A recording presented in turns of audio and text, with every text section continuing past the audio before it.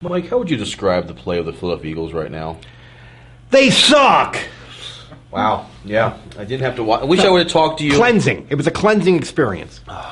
Wish I would have talked to you before Sunday afternoon. I wouldn't have had to waste 3 hours of my life. Because those are 3 hours of your life you won't have back, folks. They're playing a 1-8 team, and they go out and tie 13-13. And I've seen some bad Eagle teams over the years, going back to Rich Kotite, the Swamp Fox, Marion Campbell. And these guys had ties back then when they were bad. And I've seen bad football teams get ties in the past. They don't make the playoffs when you get a tie. They're done. They're done. Well, they're not. They're not. I'm not willing to say they're done yet. And I realize you think I'm sure you think I'm being naive, Starkey. But I mean, things have happened. And 2 years ago, they were about in as bad a shape as they are right now at this point in the season 2 years ago, and ended up making the playoffs and winning a playoff game and almost winning in the second round of the playoffs against the Saints. So they've pulled off this kind of stuff in the past. I realize this is not the same thing. Go ahead, Steve. Okay. They did 2 years ago with a different quarterback out there. It wasn't Donovan McNabb. That was Mr. Garcia at quarterback, who's now playing for Tampa Bay.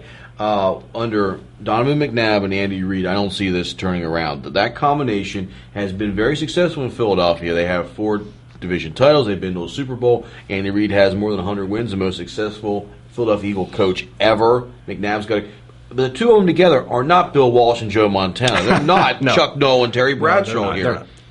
They are.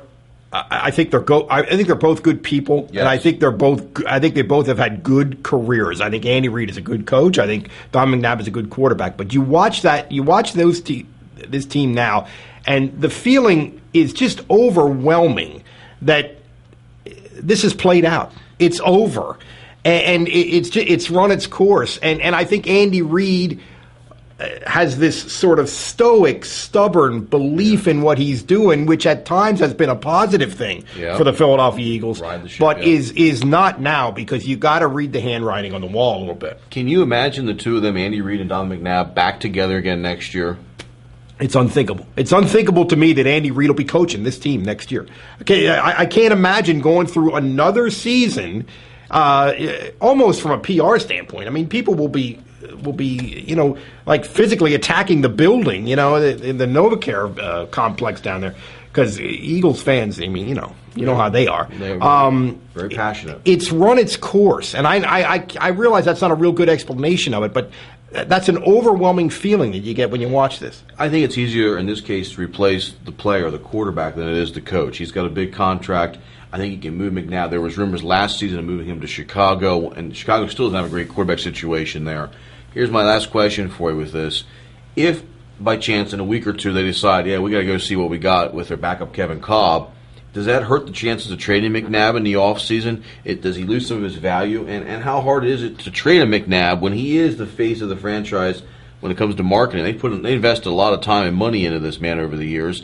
Is it hard to remove yourself from him? Now, I think the Sixers, I use this as an example, took 2 years too long to remove themselves from Allen Iverson because of all the marketing involved with number 3 AI. It's tough to have that. It's tough to have that kind of foresight. But I think at this point, with McNabb, I think the marketing thing is also another thing that's played out. I mean, he's never going to have the value in that regard that he has had. And I think Andy Reid's calling the shots. I think if Andy Reid really thinks that it's time to go to the kid, he'll go to the kid. So